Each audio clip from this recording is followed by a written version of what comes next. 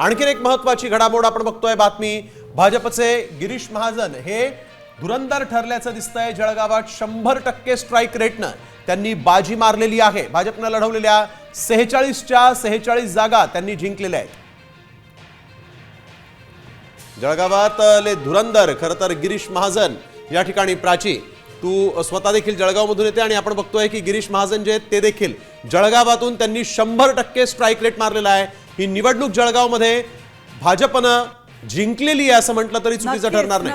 नक्कीच नेहिल, आपण पाहतोय जळगावमध्ये भाजपची एक हाती सत्ता आल्याचं दिसतंय।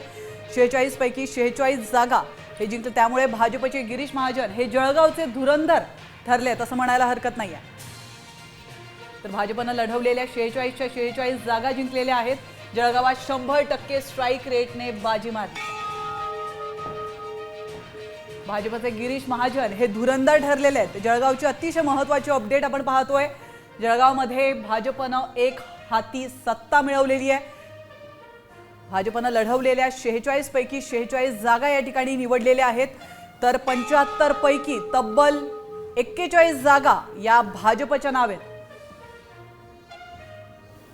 जळगावमध्ये 100% स्ट्राइक रेटने भाजपने बाजी मारली आहे। या क्षणाची अतिशय महत्त्वाची अपडेट म्हणावी लागेल आणि महत्त्वाचं म्हणजे या ठिकाणी मनसे आणि ठाकरे सेनेनं खातं देखील उघडलेलं नाही।